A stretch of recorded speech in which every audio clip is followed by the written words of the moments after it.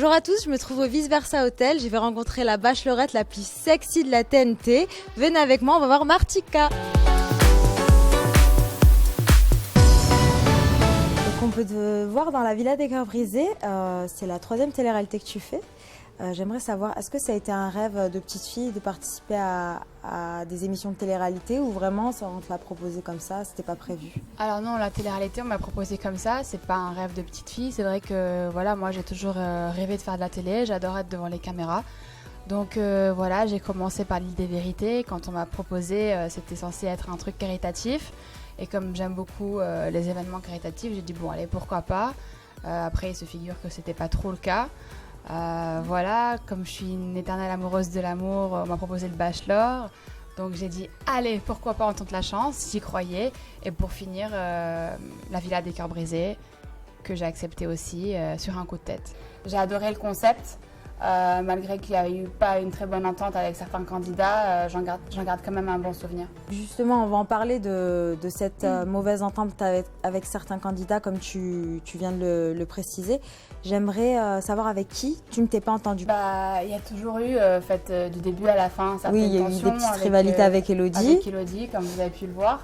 Voilà, en fait, c'était la principale cause qui faisait qu'il y avait des tensions. Dernièrement, on t'a vu en photo avec Stéphane, donc, que tu as posté sur tes réseaux sociaux et que lui-même a posté sur ses réseaux sociaux. Vous étiez très proches, hein.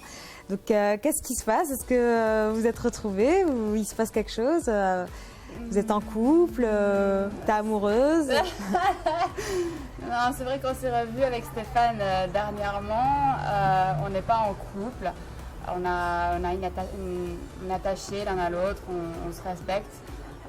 Voilà, moi je suis très attachée à lui. J'ai quand même eu un coup de cœur pour lui, hein, donc quand je le vois, il me fait son petit effet.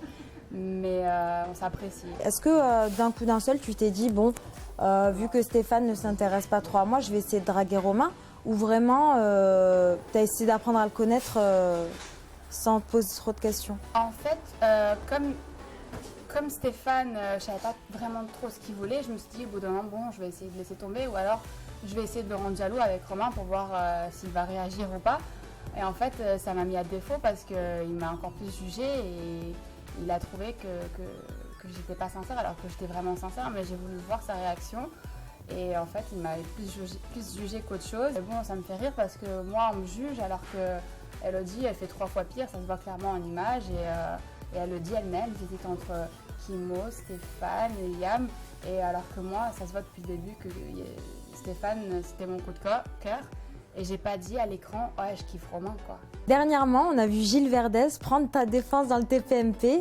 Non, Martika, vous la laissez tranquille, c'est mon ami, là, je l'adore, c'est pas normal. Donc moi, ça m'a beaucoup fait rire cette petite séquence, j'adore Gilles Verdez. Ça t'a fait plaisir toi aussi de voir justement qu'il prenait ta défense mais j'ai adoré vis-à-vis de ta rivalité avec Elodie. J'ai adoré ce qu'il a fait dans le TPMP et ça m'a touchée. Je me suis dit, waouh, Gilles Verdez qui prend ma défense quand même, c'est un grand chroniqueur. Il travaille sur des 8, enfin, c'est une grosse chaîne. Moi, ça m'a touchée qu'on parle de moi comme ça. Honnêtement, je vais même envoyer un message pour le remercier. Tu as évoqué dans une interview que tu rêverais d'animer un programme avec Nikos Aliagas. Donc, tu voudrais peut-être remplacer Karine Ferry et Sandrine Quétier. Pourquoi ce rêve? Pourquoi Nikos? Alors, parce que Nikos, c'est un grand présentateur. Je l'admire beaucoup. Je l'ai toujours suivi depuis que je suis petite. Et c'est vrai que c'est un de mes rêves de co-animer une grosse émission à côté d'un grand présentateur comme ça. En plus, il paraît que Karine Ferry est enceinte. Donc, s'il a besoin d'une remplaçante, Nikos, moi, je suis là. J'aimerais vraiment être à la télévision et non plus dans la télé-réalité. J'ai vu sur ton site internet que tu avais créé une marque de casquettes, les Marty Caps. Moi à la base en tête j'avais des chaussures mais c'était trop compliqué à réaliser. Donc j'ai fait simple, j'ai fait des casquettes, sport chic. Je vais vous les montrer.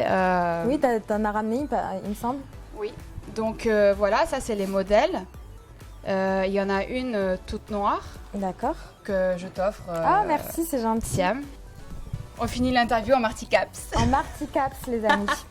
Tu aimerais faire de l'animation. Donc la télé-réalité, on tire un trait dessus, c'est vraiment terminé. Si Si on propose Les Anges cette année, par exemple, tu n'irais pas? Non, la télé-réalité, j'étais vraiment un trait dessus. Voilà, j'ai fait 3 télé-réalités. Comme on dit, jamais 203. Voilà, c'est un milieu qui ne m'intéresse plus. Même les personnes de ce milieu, je n'ai plus envie de vraiment m'y associer. Voilà, j'ai pas cette mentalité en fait. Je me suis jamais considérée comme une candidate de télé-réalité. Je vise plus haut et j'espère que je pourrai atteindre mes rêves et mes objectifs. Je fais des bisous à tous les internautes de public.fr. Bye bye. Et n'oubliez pas, la Marticap c'est en ligne sur mon site internet thisismartica.com.